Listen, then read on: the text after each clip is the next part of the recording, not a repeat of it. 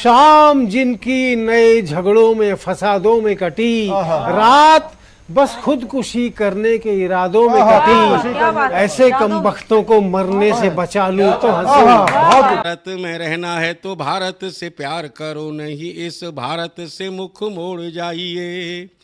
जिस मुल्क के रिवाज रीति नीति हो पसंद, उस मुल्क से ही नेज नाता जोड़ जाइए। एक राजा ने मांग भरी फिर मेरा मस्तक फोड़ दिया, एक राजा ने मांग भरी फिर मेरा मस्तक फोड़ दिया। 5 साल वाला गठबंधन 10 महीने में तोड़ दिया। सुलझा विवाद श्री राम जन्मभूमि वाला, बन रहा मंदिर है जय सिया राम की। नाच नर नारी झूम धरती को चूम चूम, देवगण बोले जय जय अयोध्या धाम की। तुमने गोकुल की गोपियों से अगर क्या बात है। प्रेम का व्याकरण पढ़ा, फर्क नहीं होता है राजा और भिखारी में, दोनों की सांसें काटी है समय की तेज कटारी ने। भारत के नौजवानों भारती पुकारती है, भेदभाव छोड़कर साथ साथ आइए। गाहों पे लगी है फिर भारती की लाज, आज सिंहनाद कर सोए राष्ट्र को जगाइए। दोस्तों नमस्कार, मैं डॉक्टर प्रवीण शुक्ल आपको प्रणाम करता हूं। सतमौला कवियों की चौपाल में आपका हार्दिक स्वागत करता हूं। अभी मैं तेरे बच्चे का बाप बनने वाला हूँ, ये देख। ओ फुद्दू, एक गैस से भरा गुब्बारा अपनी माँ को दिखाइयो। लाइफ में कुछ बातों का बचना बहुत मुश्किल, और जब हो साथ सतमौला और उसका चटपटा टेस्ट, तो हर चीज बचेगी आसानी। सतमौला celebrates the release of Fukrey 3 in theatres near you. CM साहब, हमारे 30 विधायक अपोजिशन पार्टी में चले गए, अब आप सीएम नहीं रहे। सतमौला तो अब नया सीएम कौन बन रहा है? चल सतमौला खाओ, कुछ भी बचाओ।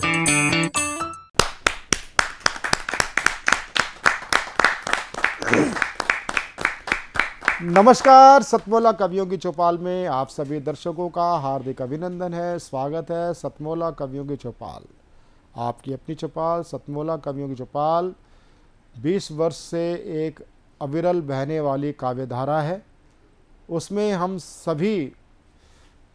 सम्मिलित रहते हैं और सतमौला कवियों की चौपाल में सम्मिलित रहते हैं देश के ही नहीं विश्वविख्यात कवि, शायर, कवित्री, शायरा सभी रहते हैं। ये केवल हिंदी का ही कार्यक्रम नहीं है, हिंदी भाषा का नहीं है, सभी भारतीय भाषाओं को समर्पित कविता का ये कार्यक्रम है, जिसमें कविता पाठ भी होता है, कविता पाठ के साथ कहानी पाठ भी होता है, यानी स्टोरी टेलिंग का भी हमने इसमें रखा हुआ है। जो कविता के साथ साथ कहानी, यानी कि साहित्य की समस्त विधाओं में जो प्रमुख 2 विधाएं हैं, उनका ये कार्यक्रम है सतमौला कवियों की चौपाल। सतमौला कवियों की चौपाल में हर शूटिंग में हमारे साथ सम्मिलित रहते हैं देश के सुप्रसिद्ध लब्ध प्रतिष्ठित साहित्यकार और हिंदी सेवी, समाज सेवी। आज हमारे साथ उपस्थित हैं देश के सुप्रसिद्ध हिंदी विद्वान, केंद्रीय हिंदी संस्थान के माननीय निदेशक महोदय, और साथ ही साथ उनके पास महती जिम्मेदारी है केंद्रीय हिंदी निदेशालय के भी। आप माननीय निदेशक हैं। हम डॉक्टर सुनील बाबूराव कुलकर्णी जी का हम हार्दिक अभिनंदन करते हैं। डॉक्टर सुनील कुलकर्णी जी एक बहुत ही हमारे साथ श्रेष्ठ हिंदी विद्वान हैं। वो हमारे साथ अनेक विदेश यात्राओं पे हमारे साथ रहे। मैंने उनका अनेक हिंदी सेवा क्षेत्र का मैंने उनका कार्य देखा है। मैं ऐसे विभूति हमारे साथ हैं। मैं ही नहीं, हमारा सतमौला कवियों की चौपाल गौरवान्वित है आपको अपने मध्य पा करके। आज हमारे बीच में उपस्थित हैं देश ही नहीं विश्वविख्यात उर्दू उस्ताद शायर मंगल नसीम जी। मंगल नसीम जी एक बहुत बड़ी एक शख्सियत के मालिक हैं। मंगल नसीम जी, आप हमारे स्वर्गीय पूजनीय पिताजी आचार्य जगदीश आर्य जी के साथी हैं, और मैंने वो समय देखा है जब आप लोगों के बीच में साहित्यिक काव्य विचार विमर्श हुआ करता था। और उस समय के साथी समय समय पर आते रहे हैं। मैं बड़ा ही आज प्रफुल्लित हूँ कि आज चाचा जी मंगल नसीम जी हमारे बीच में हैं। जोरदार ताली के साथ हम उनका पुनः स्वागत करते हैं। आज हमारे बीच में उपस्थित हैं देश की लब्ध प्रतिष्ठित कवित्री प्रीति त्रिपाठी। प्रीति त्रिपाठी बहुत ही श्रेष्ठ कवित्री हैं और आपकी कविताओं का जो विषय मूल रहता है, श्रृंगार रहता है, नारी विवेचन रहता है, सामाजिक विवेचना रहती है। ऐसी कवित्री का हम हार्दिक अभिनंदन करते हैं। और उसी गिलहरी के रूप में, चाहे वो संगठन हो, चाहे वो साहित्य हो, चाहे वो प्रेरक वक्तव्य हो, बड़े विनम्र भाव से जो व्यक्ति अपनी बात कहना जानता है, और सबसे बड़ी बात यह है कि उनकी कविताओं के जो विषय वस्तु रहते हैं उसमें मुझे एक इनकी कविता सर्वप्रिय लगती है जो मेरे दिल में उतर गई, और उस कविता ने मुझे भी एक जीने का रास्ता बताया। वो थी राममय कविता, राम वन गए तो बन गए। ऐसे ओजस्वी विश्वख्यात कवि राजेश चेतन जी।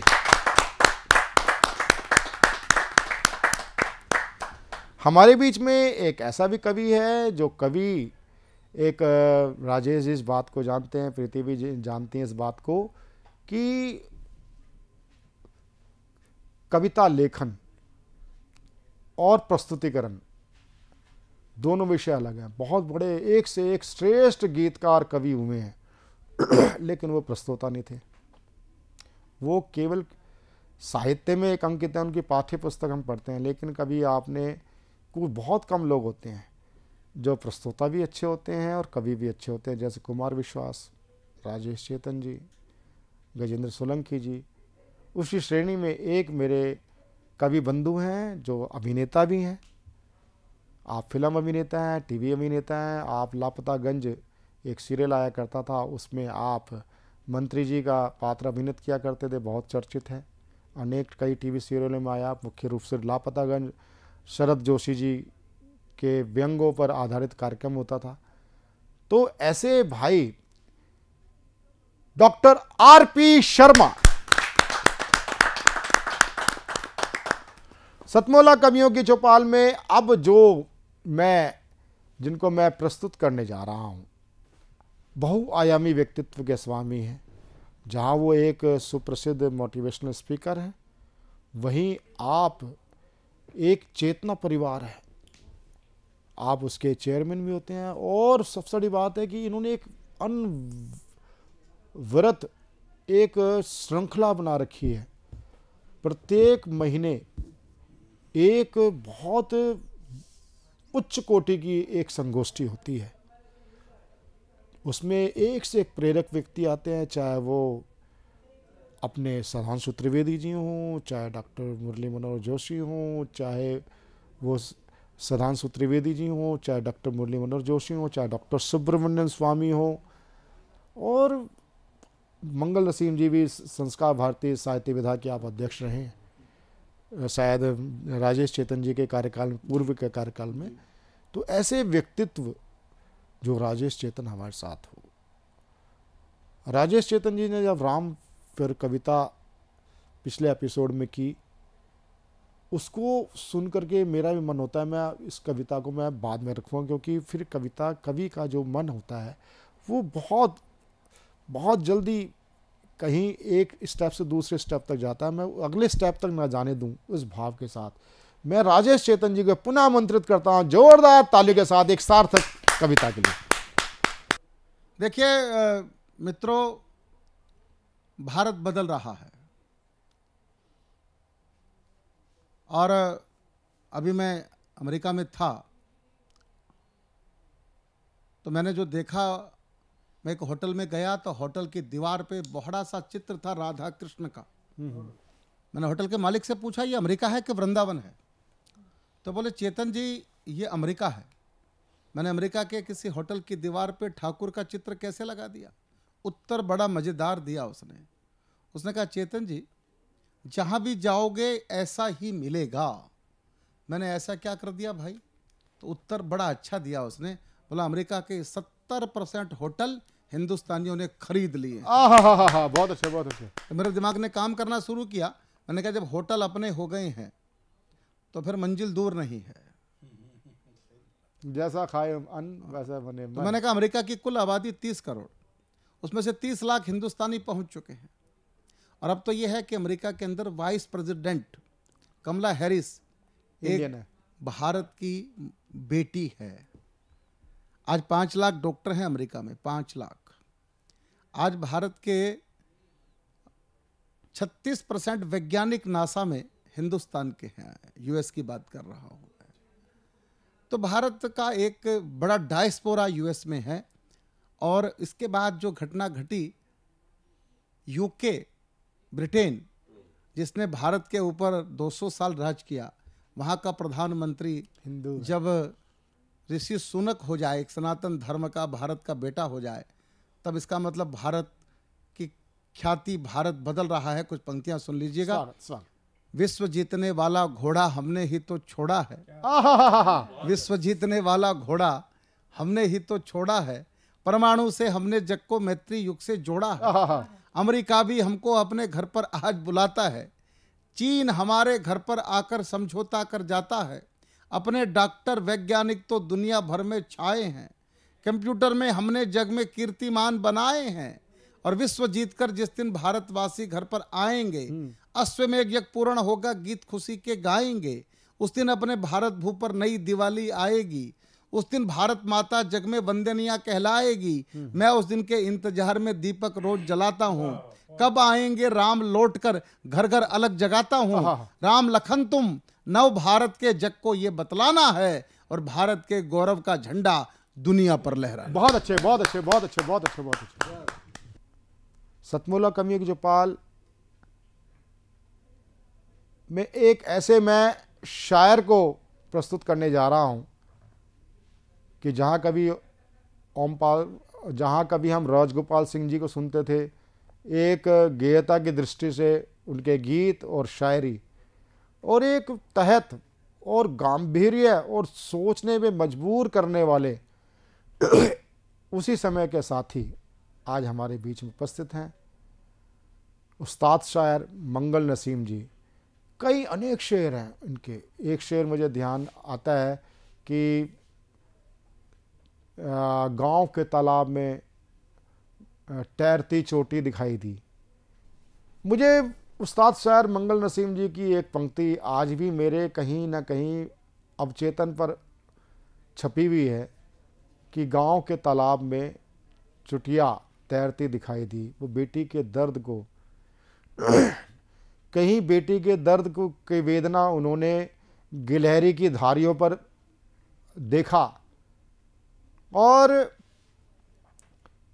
इस उस्ताद शायर के लिए तो मैं अपने पिताजी की 2 पंक्तियां ही मुझे एक अच्छी लगेंगी आमंत्रण के लिए। कहूं क्या किस तरह से जिंदगी को जी लिया मैंने, कहूं क्या किस तरह से जिंदगी को जी लिया मैंने, चुभन सुई घुटन धागा लबों को सी लिया मैंने, लबों को सी लिया। मतलब अर्ज करता हूं,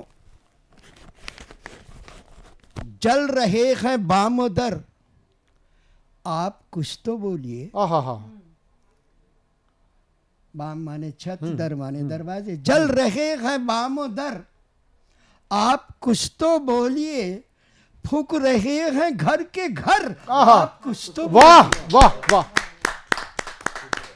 जल रहे हैं बामोदर, आप कुछ तो बोलिए, फूक रहे हैं घर के घर, आप कुछ तो बोलिए।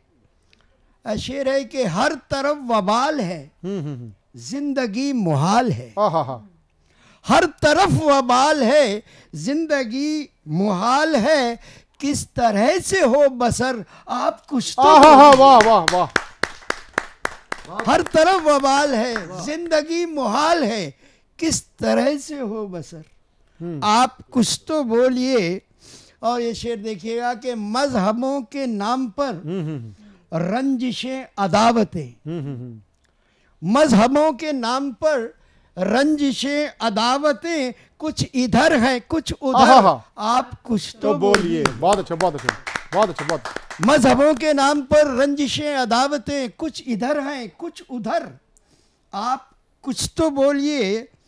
और ये शेर के हम ही कम नसीब हैं या है वक्त बरखिलाफ। हम ही कम नसीब हैं या है वक्त बरखिलाफ, या दुआ में है कसर, आप कुछ तो। बहुत अच्छा, बहुत अच्छा, बहुत अच्छा, बहुत अच्छा।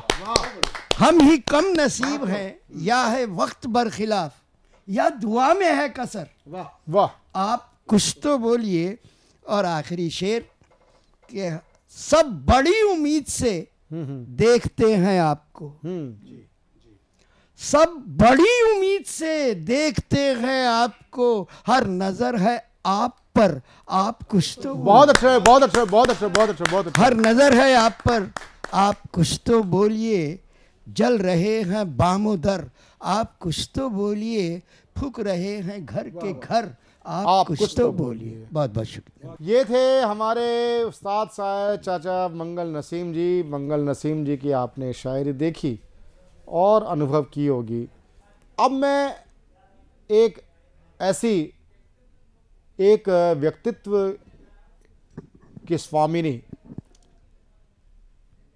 एक कवित्री जिसकी मुख्य विधा श्रृंगार है, श्रृंगार के साथ साथ नारी विवेचन और सामाजिक परिवेश पे बहुत सुंदर लिखती हैं। और उनके लिए ये पंक्तियां किसकी हैं तो मुझे ध्यान नहीं, लेकिन मुझे वो सटीक लगती हैं कि हर रात ने वादा किया था साथ निभाने का, हर रात ने वादा किया था साथ निभाने का, और सुबह होने तक रंग बदल दिया। तो बहुत श्रेष्ठ कवित्री प्रीति त्रिपाठी, जरा जोरदार तालियों के साथ हम उनका स्वागत करते हैं। बहुत बहुत आभार प्रवीण जी।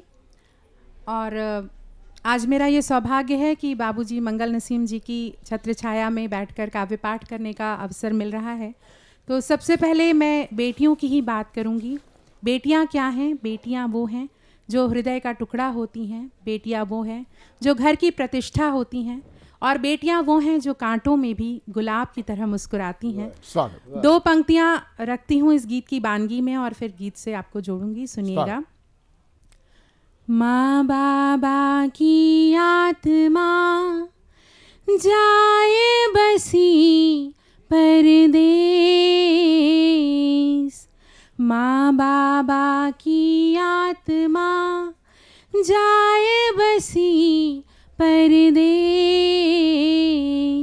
सावन झूले हिचकियाँ बेटी का संदेश, सावन झूले हिचकियाँ बेटी का संदेश, दिल में उमंग लिए हिरनी के ढंग लिए, दहरी की आब होती है, दहरी की आब होती हैं, बेटियां गुलाब होती हैं, दिल में उमंग लिए हिरनी के ढंग लिए, दहरी की आब होती हैं, बेटियां गुलाब होती हैं। बाबा को परसा है घी वाला खाना, भैया को भी लाड़ करता जमाना, तुमको पराए ही घर तो है जाना, हर ताने से भी है नाता निभाना, सदियों का भार लिए मानस का सार लिए, मैया का ख्वाब होती है, मैया का ख्वाब होती है, बेटियां गुलाब होती हैं, दिल में उमंग लिए हिरनी के ढंग लिए, दहरी की आब होती हैं, बेटियां गुलाब होती हैं। और बेटियां क्या करती हैं जीवन भर, सुनिएगा।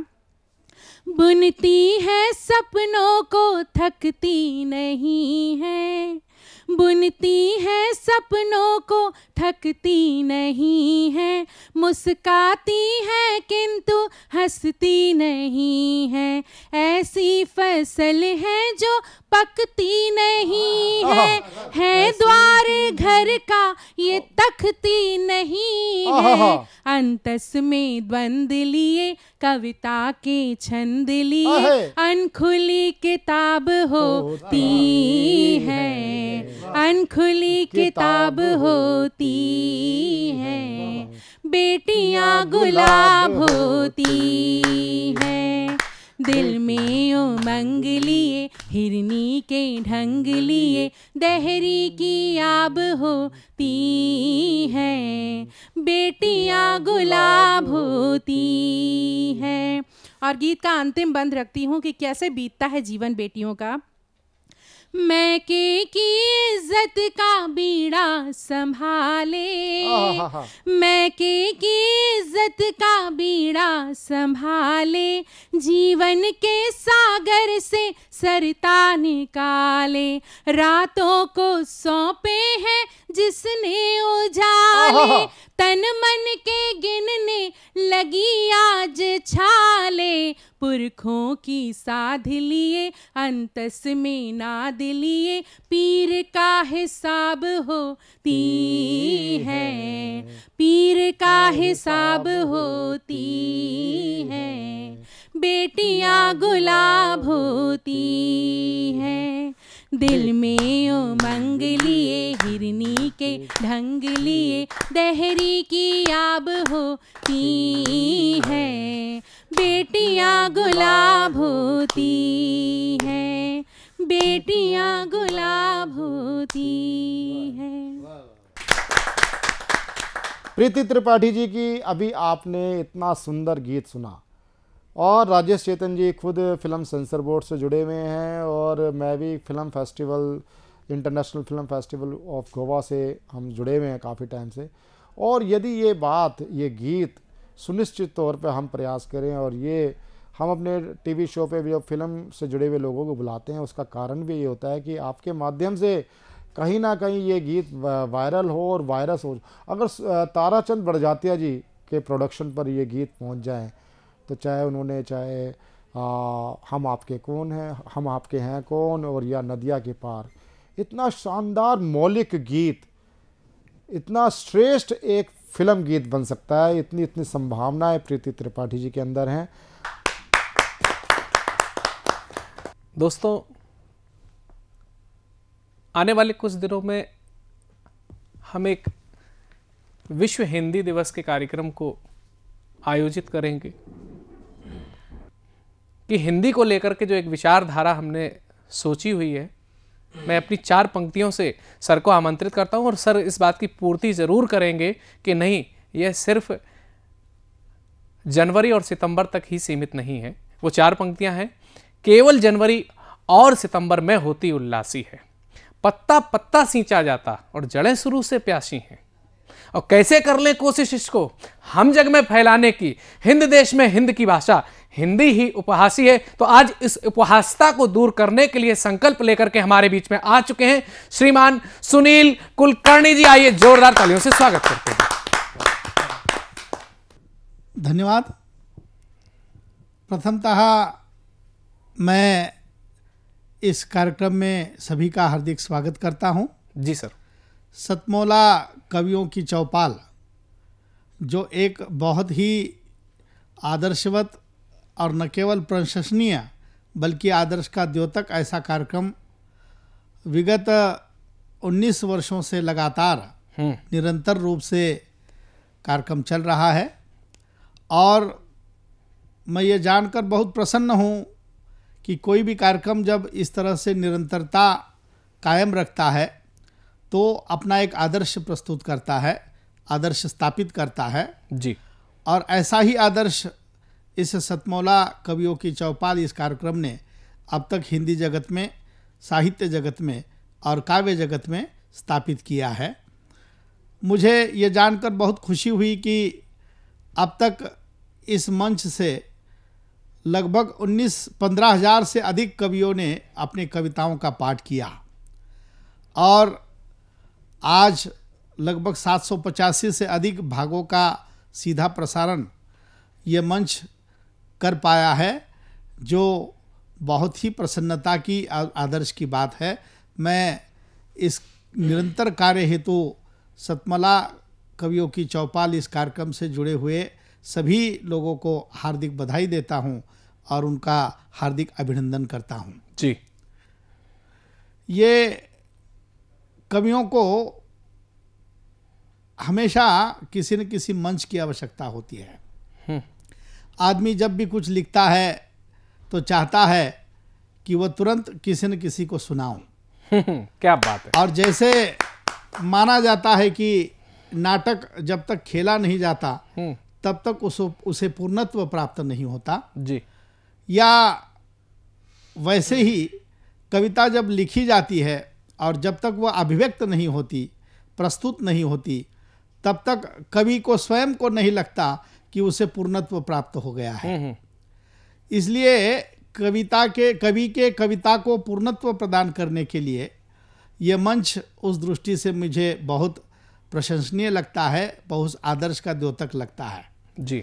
और मुझे ये जानकर भी बहुत खुशी हुई कि इस मंच से अब तक हिंदी के जो लब्ध प्रतिष्ठित कवि, चाहे वो अशोक चक्रधर जी हो, कुमार विश्वास जी हो, डॉक्टर कीर्ति काळे जैसे, आज जिनके कविताओं का डंका या बोलबाला समस्त मंचीय कवियों में श्रेष्ठता के रूप में जाना और पहचाना जाता है, ये इस मंच की देन मैं मानता हूँ। और यहीं से ये कवि आज जो कविता एक समय में केवल छोटे मोटे कार्यक्रमों में सीमित थी और कविता के माध्यम से भी अर्थार्जन किया जा सकता है, कविता भी अर्थार्जन का एक माध्यम हो सकती है, इसकी कल्पना 30-40 वर्ष पूर्व किसी ने नहीं की थी। लेकिन इन कवियों ने मंचीय कविताओं को आज विश्व स्तर पर इतना स्थापित किया है कि अब नए कवियों को, जो लिखने वाले कवि है, उन्हें या उनकी मन में एक आशा का किरण जग गया है कि हाँ, हम कविता के माध्यम से भी अर्थार्जन कर सकते हैं। मुझे याद है कि मैंने पहली बार एक मराठी कविता लिखी थी और उसका हिंदी भी अनुवाद मैंने उस समय में किया था कि जो वैश्वीकरण की धारा, ग्लोबलाइजेशन की धारा वहाँ आई थी और उसी को हमने काव्यबद्ध करने का प्रयास किया था छंदबद्ध कविता के रूप में कि आजकल ये वैश्वीकरण की बह रही है धारा और दिन ब दिन घट रहा है इंसानियत का नारा, जिधर भी देखे उधर दिखे बाजारवाद ही सारा और दिन ब दिन बढ़ रहा है यूज एंड थ्रो का मारा। क्या बात है, वाह वाह, दिन ब दिन बढ़ रहा है यूज एंड थ्रो का मारा, शहर शहर का हर मकान बन रहा है दुकान और रोटी से भी डबल रोटी लग रही महान। क्या बात। घर में सारी चीजें आई फिर भी लग रही है कम, घर में सारी चीजें आई फिर भी लग रही है कम और निरुपयोगी बूढ़े सारे जा रहे आश्रम। क्या बात। बरसात के ना होने पर बढ़ रहा है गम, अरे बरसात के ना होने पर बढ़ रहा है गम, जब लूट लिया साहूकारों ने तो किसान तोड़ रहा है दम। बहुत सुंदर, बहुत सुंदर। घर में सारी चीजें आई फिर भी लग रही है कम, जब लूट लिया साहूकारों ने तो किसान तोड़ रहा है दम।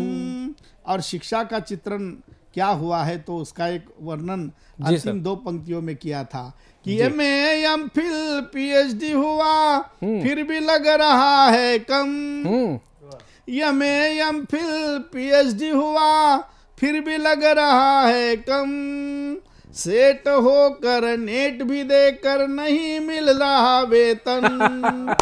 तो ये कविता का यथार्थ है कि जो आधुनिक शिक्षा जगत की यथार्थ स्थिति को हमारे सामने व्यक्त करता है और इस वैश्वीकरण के प्रभाव से कैसे समाज में परिवर्तन हो रहे हैं उसका चित्र खींचता है।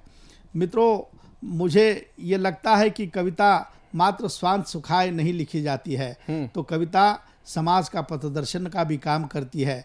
समाज के सामने एक जब भी समस्या का अंबार खड़ा हो जाता है उससे उभरने के उपाय भी कविता आपको देती है।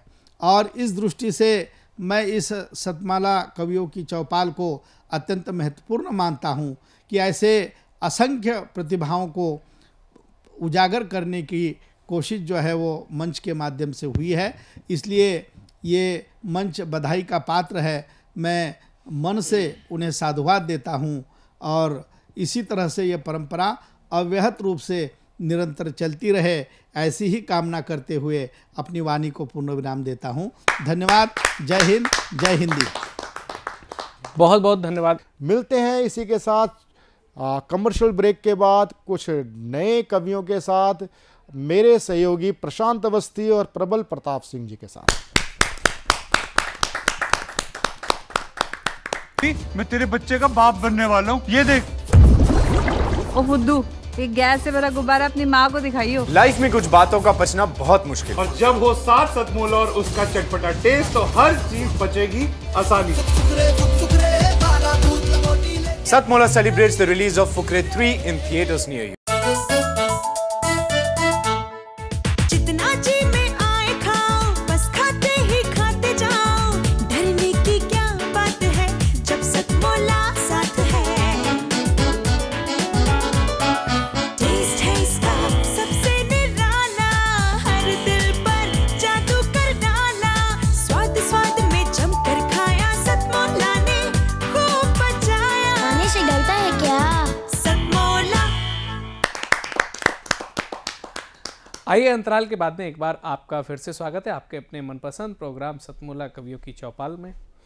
और आइए, ऐसे ही सांस्कृतिक गौरव से अभिभूत भारत की संस्कृति रही है हमेशा से, यत् नरस्तु पूज्यन्ते रमन्ते तत्र देवता। तो एक ऐसी नारी शक्ति को जो कि बेटियों पर कविता लेकर के हमारे बीच में आ रही है, मैं चाहता हूं कि ऐसी बेटियों की विभिन्न बिंदुओं की लता को समेटे हुए ब्रजलता शर्मा जी आए पौड़ी गढ़वाल से हम सबके बीच में एक जोरदार तालियों से। साधना टीवी चैनल पर मुझे कविता प्रस्तुत करने का सुअवसर प्राप्त हुआ। सबसे पहले मैं माँ शारदे के चरणों में श्रद्धा के सुमन समर्पित करती हूँ जी, और माँ के चरणों में बारंबार नमन करती हूँ। स्वागत है। मेरे बराबर में बैठे मेरे भाई, बड़े भाई रवि और छोटे भाई, सभी को मैं आदर सम्मान के साथ उनको प्रणाम करती हूँ जी, और सभी श्रोताओं को साधुवाद जी।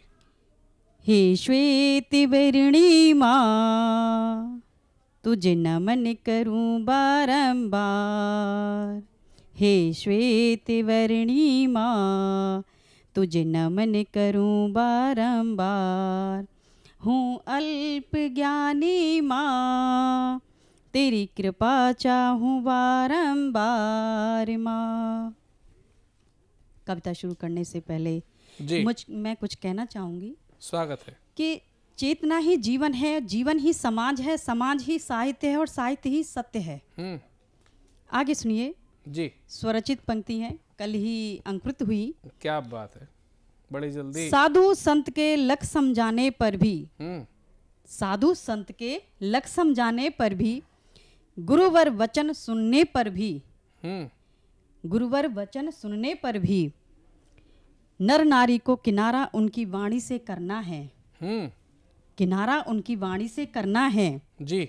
अपनी धुन में चलते ही जाना है, बाद में क्यों फिर पछताना है। बाद में फिर क्यों पछताना है। आप पढ़िए। दीप सिकासा तू जलता, दीप सिकासा तू जलता, उत्थान का पतन तू ही करता। तिमिर भी उसमें तू फैलाता, सुखद जीवन की खोज में मारा मारा तू फिरता। मैं सीधे अपने शीर्षक पर आती हूँ जी। स्वागत मेरा है। शीर्षक है बेटियां।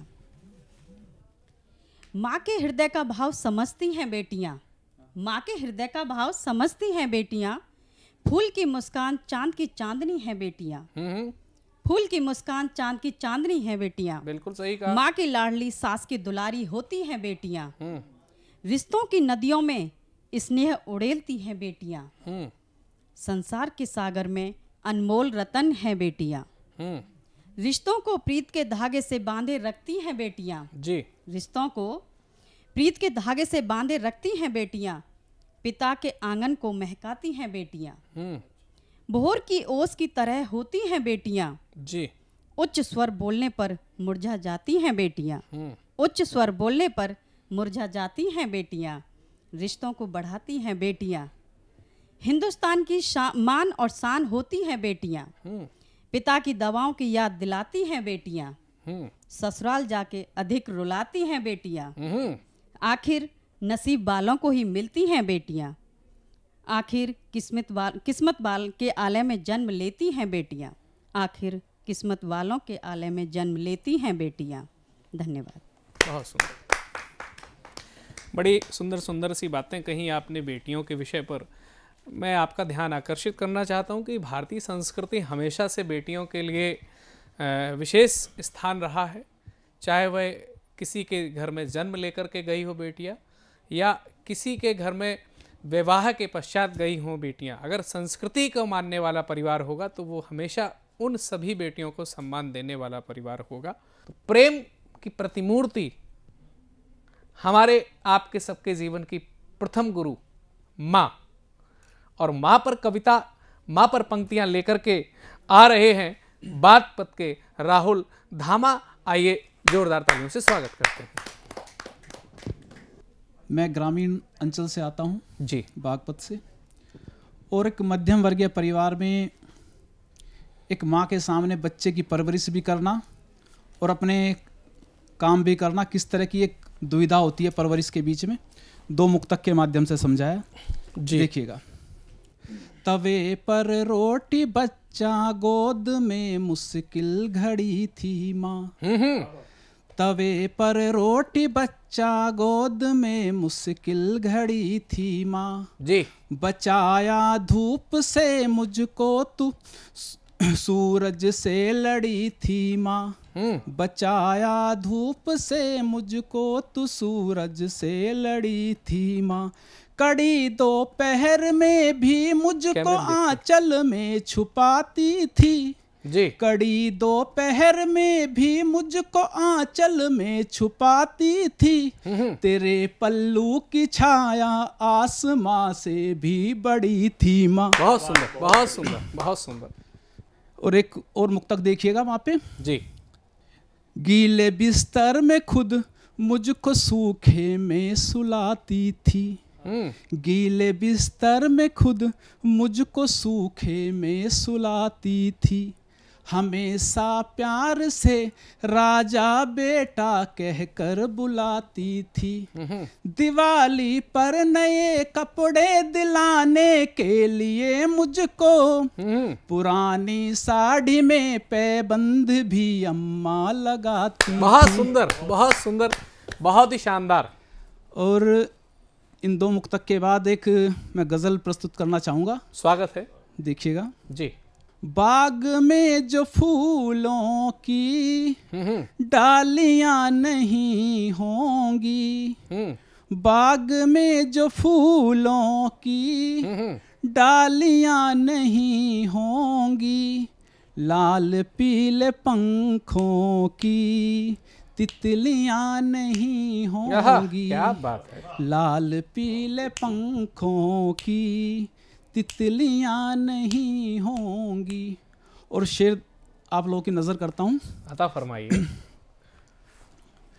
गर्भ में जो मारोगे बेटे की चाहत में तुम, गर्भ में जो मारोगे बेटे की चाहत में तुम, देवियों के पूजन में बेटियां नहीं होंगी। बहुत सुंदर, बहुत सुंदर। देवियों के पूजन में बेटियां नहीं होंगी।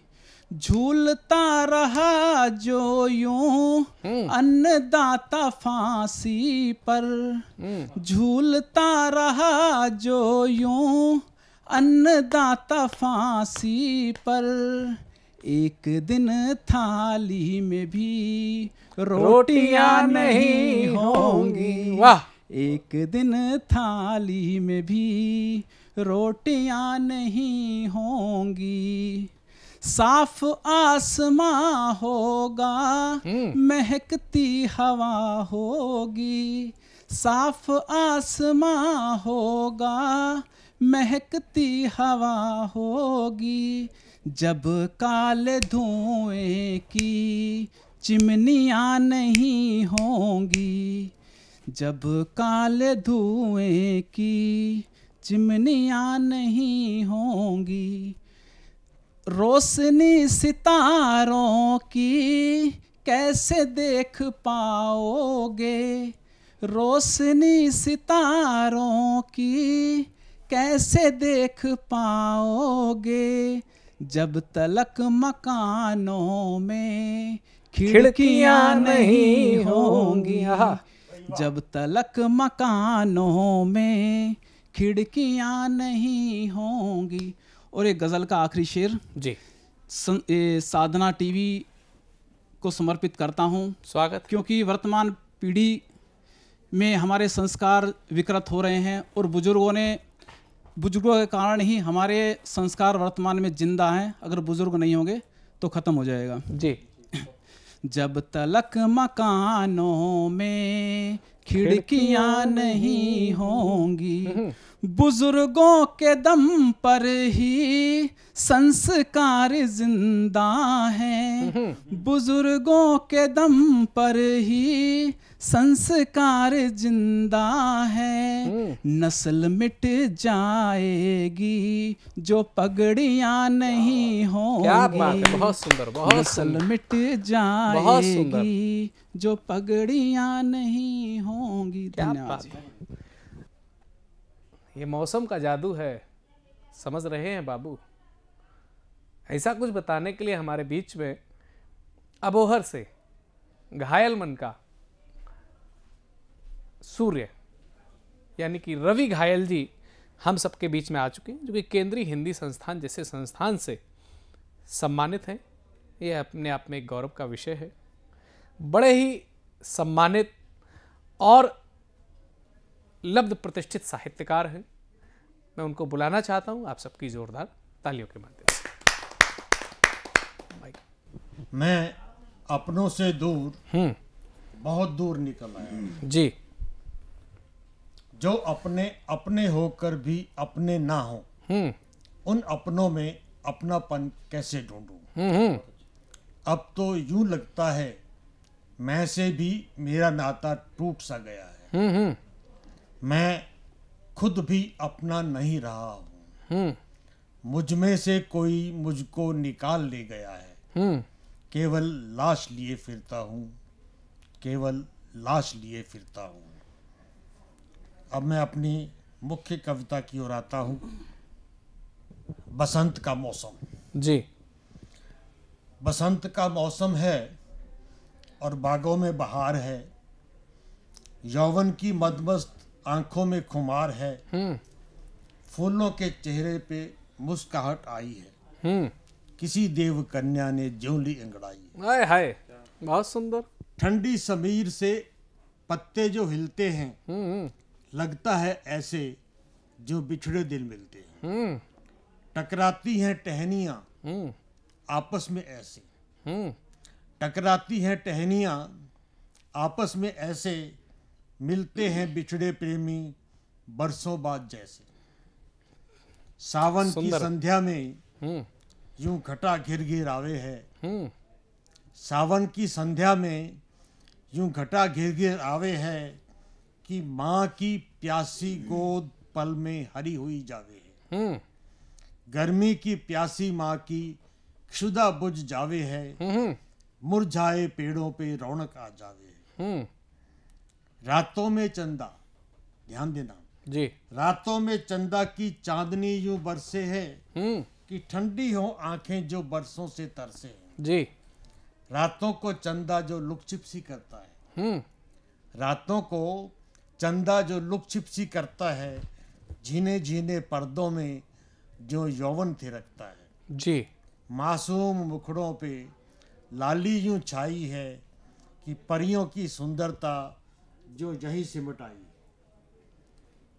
मासूम मुखड़ों पे लाली यूं छाई है कि परियों की सुंदरता जो यही सिमट आई है। सेब जैसे गालों पे मन मदहोश हुआ जाता है।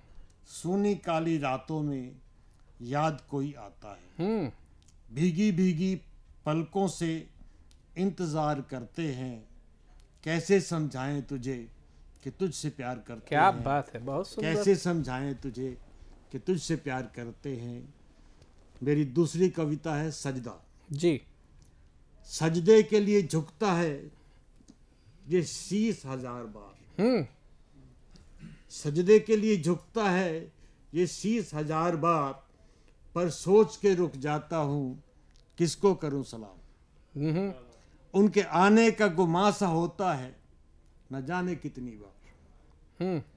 उनके आने का गुमा सा होता है न जाने कितनी बार, पर सोचता हूँ हर बार कि शायद हंसी ख्वाब ना हो। मेरे मन को सुकून तो मिलेगा। मेरे मन को सुकून तो मिलेगा शब्बे हयात के बाद। क्या बात है। पर बहुत गुजारिश है खुदा से कि वो कभी बर्बाद ना हो। आए। मानी थी मन्नतें जो उनके अहले करम की। मानी थी मन्नतें जो उनके अहले करम की, अब तो है यही इल्तिजा कि वो खुदा को न याद हो। ओहो। है गर्दिशे अय्याम कुछ रास यूं आया। है गर्दिशे अय्याम कुछ रास यूं आया कि आरज़ू है अब और कोई मुकाम ना हो। वाह। उम्मीदों की लाश पे है खड़ी जर्जरे जिंदगी। उम्मीदों की लाश पे है खड़ी जर्जरे जिंदगी, है कौन इसका वाली न मालूम कब रूह फना हो। जद्दोजहद क्या करे घायल अब मौत से। जद्दोजहद क्या करे घायल अब मौत से, जब सांझ ढल चुकी है तो क्यों न रात हो। जब सांझ ढल चुकी है तो क्यों न रात हो। बहुत सुंदर आपने बात कही है, और जो आपने अपने अशार पेश किए, अपनी कविताएं पेश की, मैं समझता हूँ कि प्रेम में ही इतनी शक्ति है कि इस उम्र में भी रवि को घायल कर सकती है। तो एक युवा मन को भी मैं आमंत्रित करना चाहूँगा। वो कह रहा है कि जब हमारे बुजुर्ग इतनी प्रेम में डूबे हुए हैं, प्रेम की चाशनी से पगे हुए हैं, तो क्यों ना मैं भी पग जाऊं। तो आइए बुलाते हैं नरसिंहपुर मध्य प्रदेश से पधारे हुए वैभव बड़ैनिया को कि वो आएँ और अपनी श्रृंगार की कविता से इस प्रेम की नैया को और आगे की ओर ले जाएं। आइए, क्योंकि हम भी कहीं ना कहीं प्रेम के सब पुजारी हैं। आइए स्वागत करते हैं जोरदार तालियों से। एक छोटे से मुक्तक के साथ शुरुआत करूंगा मैं। हाँ, प्रेम की आवाज़ ज़रा बुलंद कीजिए। जी बिल्कुल। एक छोटे से मुक्तक से शुरुआत करूंगा मैं। हाँ। कि तेरे दीदार को हम तब भी तरसते मिलेंगे। अरे एक ही रास्ते पे मिलेंगे। जी बिल्कुल। कि तेरे दीदार को हम तब भी तरसते मिलेंगे, तुझसे फिर कुछ कहने को ये होंठ लरसते मिलेंगे। कि तेरे दीदार को हम तब भी तरसते मिलेंगे, तुझसे कुछ कहने को ये होंठ लरसते मिलेंगे। और तुम जा रहे हो रेगिस्तान में मेरी बहार लेकर। कि तुम जा रहे हो रेगिस्तान में मेरी बहार लेकर, लौट के आना हम तुम्हें सावन से बरसते मिलेंगे। हाय हाय हाय हाय, बहुत सुंदर। और एक कविता जो मैंने बेवफाओं की तरफ से लिखी है। हाँ, अच्छा। क्योंकि यहाँ हर कोई विक्टिम जैसा रहता है, सब दिल टूटे, तो कोई ना कोई तो है जिसने दिल तोड़ा हुआ है। अच्छा। तो उनकी तरफ से है ये। तो किसी ने आपका तोड़ा या आप किसी का तोड़ के आई, ये पंक्तियाँ बताएंगी। आइए स्वागत। जी बिल्कुल बिल्कुल। कि तेरी रूमानी हसरतों का भयानक ख्वाब हम हैं। कि तेरी रूमानी हसरतों का भयानक ख्वाब हम हैं, तगाफुल करके भी जो सीना ताने वो बेशरम रुआब हम हैं। अच्छा। तेरी रूमानी हसरतों का भयानक ख्वाब हम हैं, तगाफुल करके भी जो सीना ताने वो बेशरम रुआब हम हैं। और तुझे तेरा ही अक्स दिखाया है हमने आईना बनकर। कि तुझे तेरा ही अक्स दिखाया है हमने आईना बनकर, तेरी धोखेबाजी की सल्तनत के अगले नवाब हम हैं। हाय हाय, बहुत सुंदर। जल्दी खाओ। और तेरी बेवफाई की तोहमतों का अजाब हम हैं। तेरी बेवफाई की तोहमतों का अजाब हम हैं, इस दूध दही की दुनिया में शराब हम हैं। गंदी बात। तेरी बेवफाई की तोहमतों का अजाब हम हैं, इस दूध दही की दुनिया में शराब हम हैं। और तेरी तो हर महबूब से मोहब्बतें पाक थी, कि तेरी तो हर महबूब से मोहब्बतें पाक थी, तेरे सारे आशिकों में सबसे खराब हम हैं। मैं पहले ही कहा था गंदी बात है। और एक श्रृंगार से हटकर कुछ लिखा है सर। हाँ लिखिए भैया लिखिए। कि ये जो हम लोग प्राण प्रतिष्ठा के बारे में उत्सुकता प्रतीक्षा कर हाँ रहे हैं। करिए भाई, जो प्रेम कर सकता है वो वही प्रभु से प्रेम कर सकता है। स्वागत जी है। बिल्कुल। कि राम घाट की सुबह कनक की शाम बुलाते हैं, बुलंदी से। राम घाट की सुबह कनक की शाम बुलाते हैं, हे भारत के जन जन तुमको राम बुलाते हैं। बहुत सुंदर, बहुत सुंदर। हे भारत के जन जन तुमको राम बुलाते हैं, कि प्राण प्रतिष्ठा का अवसर ये घोर तपस्या लाई है, कि प्राण प्रतिष्ठा का अवसर ये घोर तपस्या लाई है। जैसे लंबी अमावस्या के बाद सुबह आई है, जैसे लंबी अमावस्या के बाद सुबह अब आई है। इस दीर्घ प्रतीक्षा के तुमको परिणाम बुलाते हैं, इस दीर्घ प्रतीक्षा के तुमको परिणाम बुलाते हैं, हे भारत के जन जन तुमको राम बुलाते हैं, हे भारत के जन जन तुमको राम बुलाते हैं। कि वो धरती जहाँ प्रभु राम ने अपना अवतार लिया, वो धरती जहाँ प्रभु राम ने था अपना अवतार लिया, सूर्य की सरयू की धारा ने कितनों का ही जीवन तार दिया, सरयू की धारा ने कितनों का जीवन ही तार दिया। सीता कुंड और मणि पर्वत के धाम बुलाते हैं, सीता कुंड और मणि पर्वत के धाम बुलाते हैं, हे भारत के जन जन तुमको राम बुलाते हैं, हे भारत के जन जन तुमको राम बुलाते हैं। कि शब्द पिता के राजपाट की इच्छा से तब बढ़कर थे, कि शब्द पिता के राजपाट की इच्छा से तब बढ़कर थे, आशुतोष और राम परस्पर श्रद्धा में भी तत्पर थे, आशुतोष और राम परस्पर श्रद्धा में भी तत्पर थे। भरत की भक्ति रावण से संग्राम बुलाते हैं, भरत की भक्ति रावण से संग्राम बुलाते हैं, हे भारत के जन जन तुमको राम बुलाते हैं। एक अंतिम हाँ स्वागत है, स्वागत है। कि ये कोई व्यक्तित्व नहीं श्री राम हमारे प्राण हैं, ये कोई व्यक्तित्व नहीं श्री राम हमारे प्राण हैं, किसी एक का नहीं अयोध्या सबका ही सम्मान है, किसी एक का नहीं अयोध्या सबका ही सम्मान है। जो अर्जित हैं किए पुण्य के काम बुलाते हैं, जो अर्जित हैं किए पुण्य के काम बुलाते हैं, हे भारत के जन जन तुमको राम बुलाते हैं, राम घाट की सुबह कनक की शाम बुलाते हैं, हे भारत के जन जन तुमको राम बुलाते हैं। जय श्री राम। बहुत सुंदर, बहुत सुंदर। भाई देखिए, ऐसे युवाओं के मन में जहाँ प्रेम की बातें आ रही हैं अच्छी बात है, लेकिन प्रेम के साथ में एक संग्राम की बातें आ रही हैं, प्रभु राम की बातें आ रही हैं, तो ये कहीं ना कहीं पूर्ण प्रेम के पुजारी बन रहे हैं, जो ना सिर्फ अपनी प्रेयसी को बल्कि इस देश की सांस्कृतिक प्रेयसी को भी जिंदा रखना चाहते हैं, इस देश की सांस्कृतिक गौरव को भी जिंदा रखना चाहते हैं। आइए बुलाते हैं गाजियाबाद से प्रेम, क्योंकि आपने एक बात और कही कि चांद की चांदनी होती हैं बेटियां, तो भाई आशिक मिजाज लड़के भी होते हैं, तो वो बेचारे एकदम कल्पना कर लिए कि हम चांद तो वो चांदनी। तो आपकी इसी मातृशक्ति के आदेश को पूरा करने के लिए हमारे बीच में त्याग से प्रेम की परिभाषा लिखने आ चुके हैं हिमांशु त्यागी जी गाजियाबाद से। आइए जोरदार तालियों से स्वागत करते हैं। साधना टीवी का हार्दिक धन्यवाद करता हूं भैया, आप सभी को धन्यवाद, मेरे बड़ों को चरणों में स्पर्श करता हूं।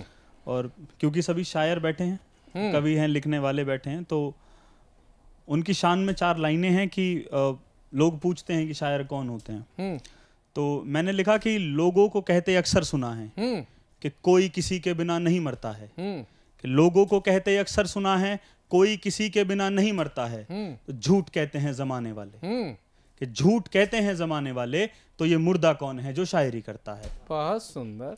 और 4 लाइनें हैं कि उन्होंने पूछा कि हमारे जाने के बाद कौन लिखेगा, तो जवाब उत्तर हमने इस बात का दिया कि तेरे जाने के बाद भी मैं ही लिखूंगा, और तेरे जाने के बाद भी मैं ही लिखूंगा, और मेरे जाने के बाद भी तू ही पढ़ेगी। और तेरे घर में गूंजेंगी गजलें मेरी, तेरी आने वाली नस्लें मेरी किताबें पढ़ेंगी। बड़ा सुंदर भैया, प्रेम में भी ओज घुसेड़ रहे हैं भाई साहब, बहुत साधुवाद के पात्र हैं।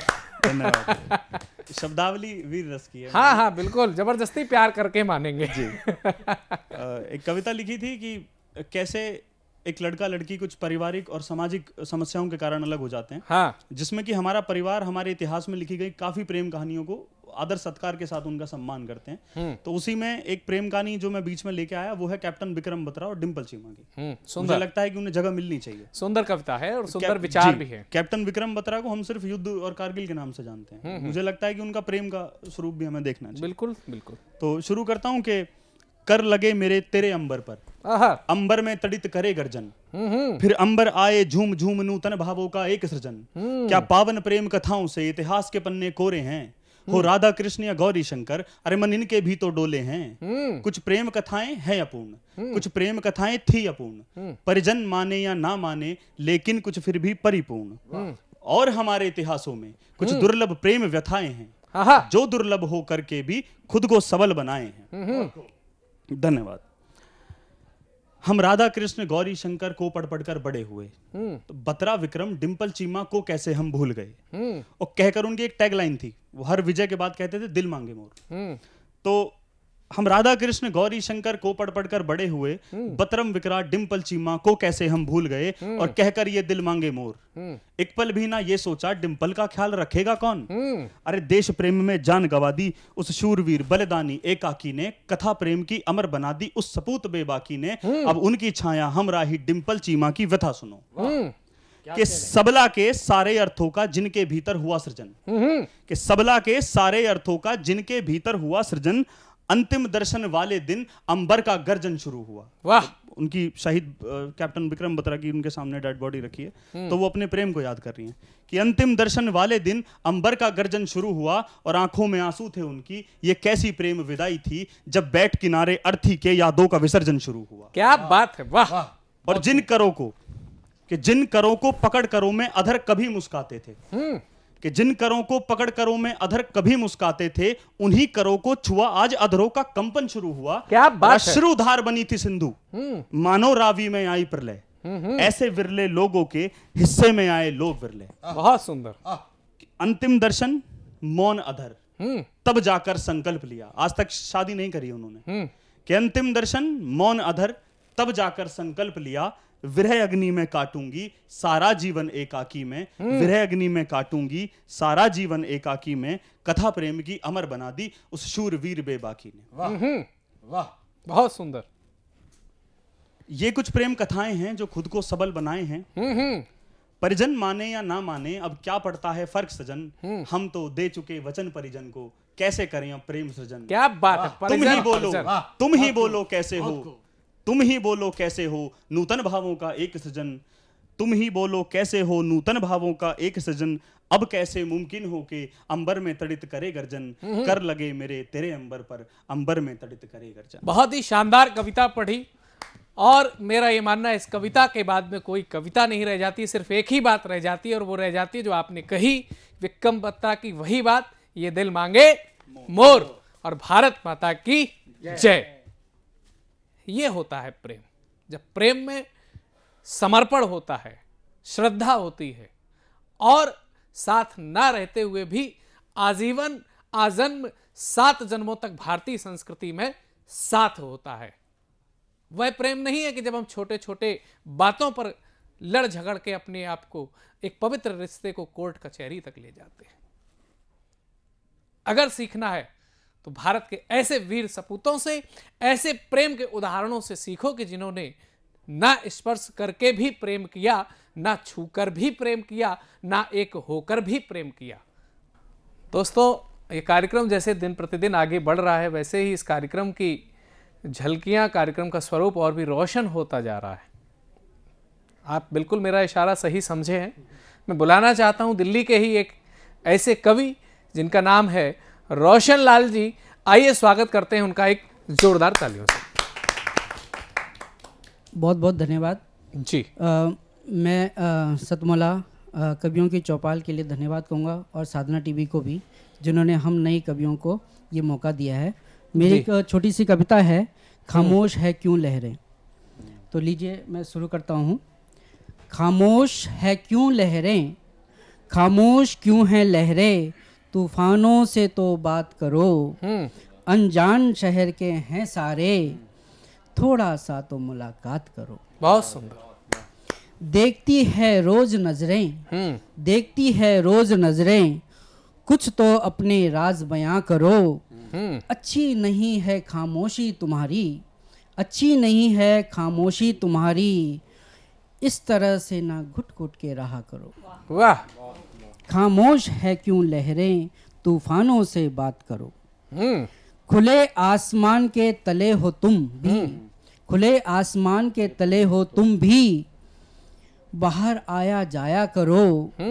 ये रंग बिरंगी है फिजा, थोड़ा सा तो आनंद इनका लिया करो। हुआ क्या जो कैद हो गए हैं, हुआ क्या जो कैद हो गए हैं, अफवाहों से ना डरा करो।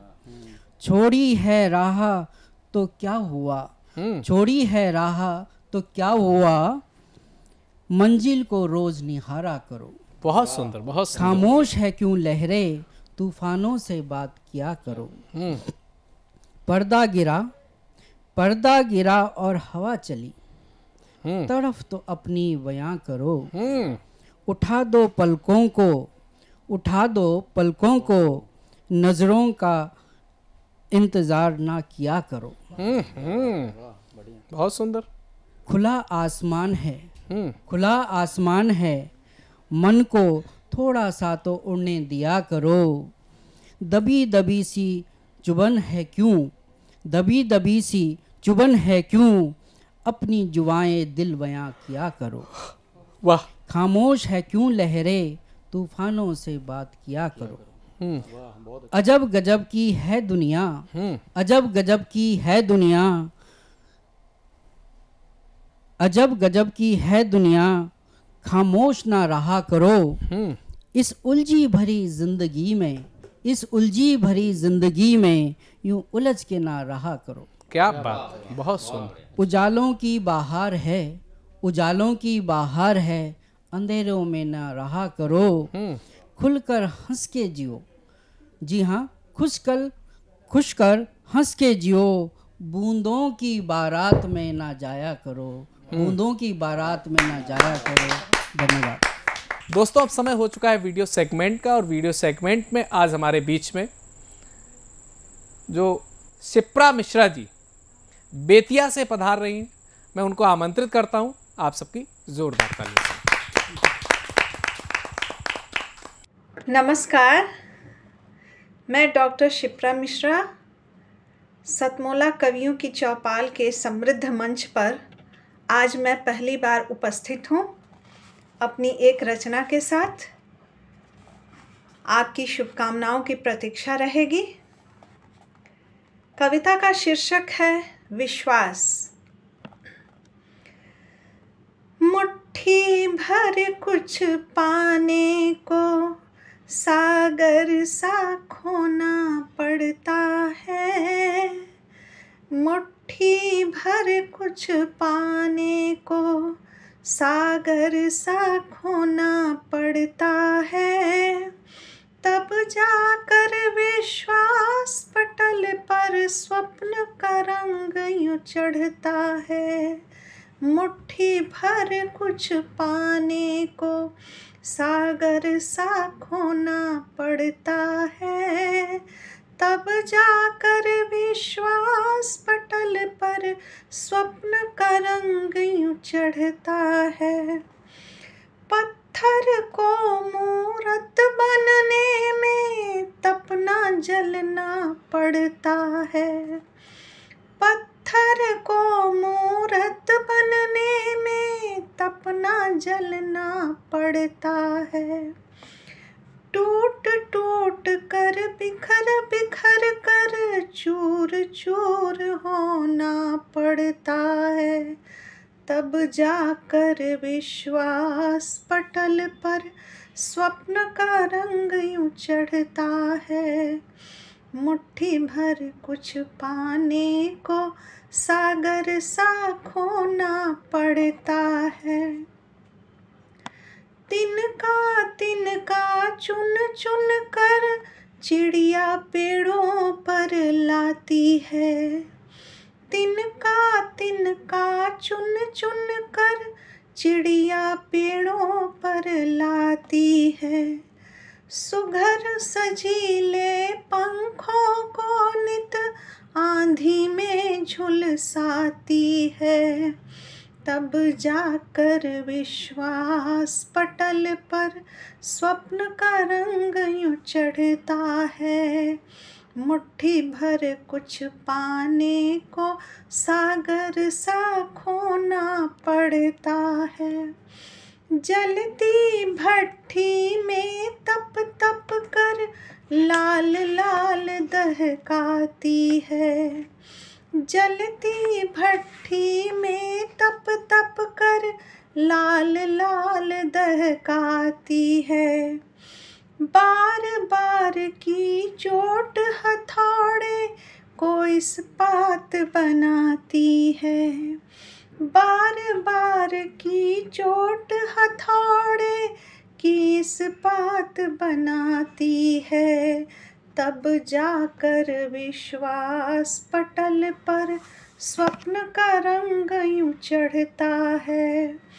मुट्ठी भर कुछ पाने को सागर सा खोना पड़ता है। ठोक पीट कर आग में जल कुंदन की चमक निखरती है।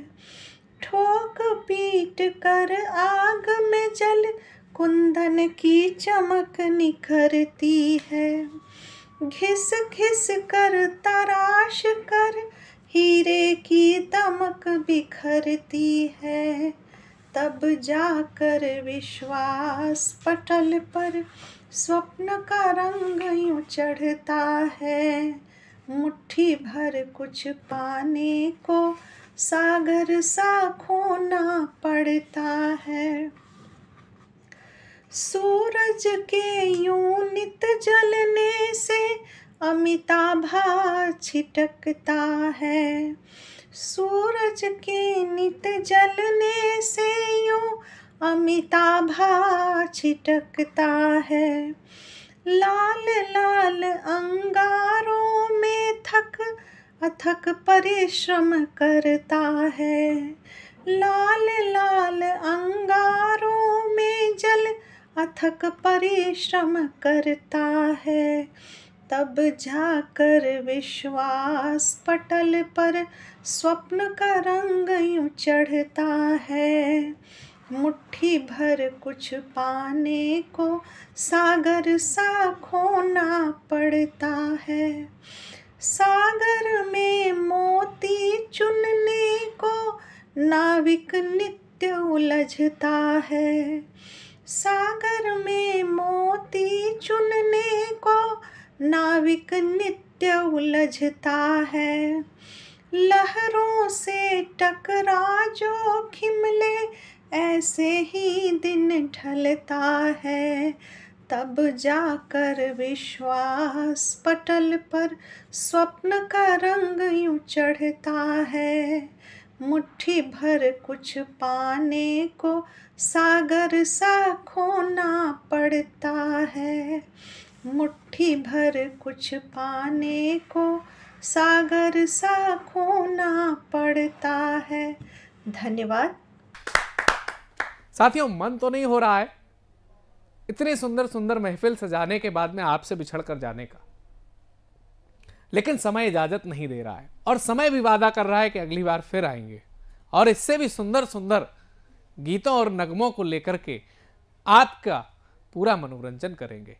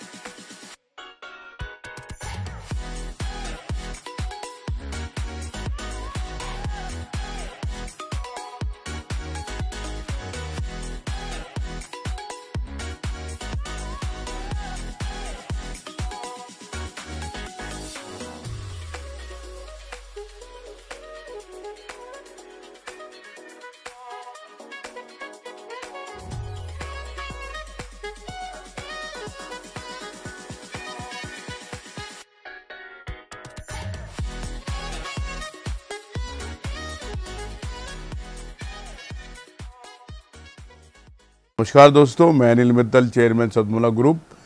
मैं जैसे आप सब लोग जानते हैं कि 2004 के अंदर मैंने सतमोला कवियों की चौपाल आरंभ करा परवीन आर्य के साथ मिलके। तो हमारा उद्देश्य दोस्तों यही था कि जो आज ये काव्य पाठ है, जो ये बुद्धिजीवी वर्ग जो ये सुंदर काव्य पाठ हम लोग करते हैं, तो वो धीरे धीरे आज के ज़माने में लुप्त ना होता जाए। जो आज मॉडर्नाइजेशन चल रहा है, जितना टीवी पे हम और भी चीज़ें बढ़ती जा रही हैं, तो ये ना हो कि हमारी पुरानी जो ये एक संस्कार थे, पुरानी सभ्यता थी, कविता पाठ था, वो धीरे धीरे ये लुप्त होता जा रहा था। तो इसीलिए हम दोनों ने मिलकर 2004 के अंदर सतमोला की कवियों की चौपाल आरंभ करी, जिसके अंदर हम ऐसा प्लेटफॉर्म देते रहे हैं जिसके अंदर नए से नए कवि जो भी कवि काव्य पाठ उसमें करना चाहे उसका स्वागत करते हैं हम लोग, उन्हें मौका देते हैं नए नए कवियों को। और आप लोगों से यही निवेदन है कि जो भी चाहे आप पहली बार काव्य पाठ करते हैं तो आप सतमोला कवियों की चौपाल के प्लेटफॉर्म पर आएँ, आप लोगों का स्वागत है। उसके अंदर आप अपनी मौलिक कविताओं को सुनाएं, उनके अंदर जो भी कमी होगी तो हमारे पुराने जो एक्सपीरियंस कवि हैं वो उनको सुधारेंगे और आपको और इम्प्रूव करने की कोशिश करेंगे। आपसे निवेदन है कि सतमोला कवियों की चौपाल में आएँ और अपना काव्य पाठ करें। ये थी सतमोला कवियों की चौपाल। आज सतमोला कवियों की चौपाल में आपने देश के लब्ध प्रतिष्ठित कवियों को सुना और देखा। आपको उनकी कविताओं को सुन करके मनन करना पड़ेगा। ये मैं निश्चित रूप से मैं दृढ़ निश्चय होकर के बात कह रहा हूँ। चाहे वो राजेश चेतन जी थे, चाहे वो प्रीति त्रिपाठी थे, चाहे वो हमारे उस्ताद शायर चाचा मंगल नसीम जी हों, ऐसे कवियों को सुन करके यदि आपके अंदर दिल में हलचल ना हो या आपके अवचेतन को उसने हिलाया ना हो तो इस कार्यक्रम को तैयार करना ही मैं व्यर्थ समझूंगा। निश्चित तौर पर मैं कहूँगा कि आपके अवचेतन में कहीं ना कहीं इन एपिसोड्स ने आपको दस्तक दी होगी। और यदि आप भी नवांकुर कवि हैं, आप कलम चलाना जानते हैं लेकिन आपको मंचों का अभाव है, आप टीवी तक आपकी पहुंच नहीं हो चुकी है, तो प्रथम सीढ़ी के रूप में सतमोला कवियों की चौपाल आपके सामने उपस्थित है। एक विश्वसनीय प्लेटफॉर्म। सतमोला कवियों की चौपाल में आप 5 वर्ष के सदस्य बने।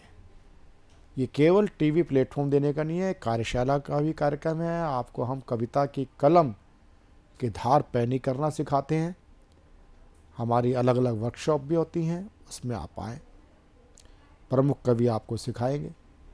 आप हमारे टीवी चैनल से जुड़े, 5 वर्ष के सदस्य बने, 6-6 महीने के अंतराल में आप काव्य पाठ करते रहें। केवल हिंदी नहीं, सभी भारतीय भाषाओं के कविता, केवल कविता नहीं, कहानी पाठ यानी स्टोरी टेलिंग भी हमारे कार्यक्रम में होती है और सभी भारतीय भाषाओं की होती है। इसमें आप जुड़ेंगे। आप यदि हमारे साथ इन श्रेष्ठ कवि गुरुओं के साथ जुड़ना चाहते हैं हमारे शो के माध्यम से, तो टीवी स्क्रॉल पे चल रहा नंबर 9711182183 9711182183 पर आप हमें व्हाट्सएप कॉल कर सकते हैं, नॉर्मल कॉल कर सकते हैं, व्हाट्सएप मैसेज के द्वारा भी आप हमसे जुड़ सकते हैं। मैं नहीं तो मेरी टीम आपसे संवाद करेगी, आपके साथ बातचीत करके आपको सदस्य बनाएगी। तो मिलते हैं अगले रविवार और श्रेष्ठ कवियों के साथ, नवांकुरों के साथ सतमोला कवियों की चौपाल में।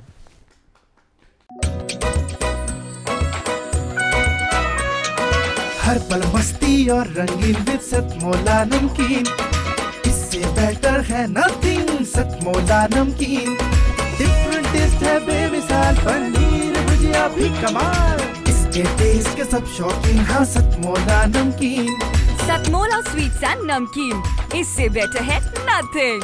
हाँ सतमोला नमकीन।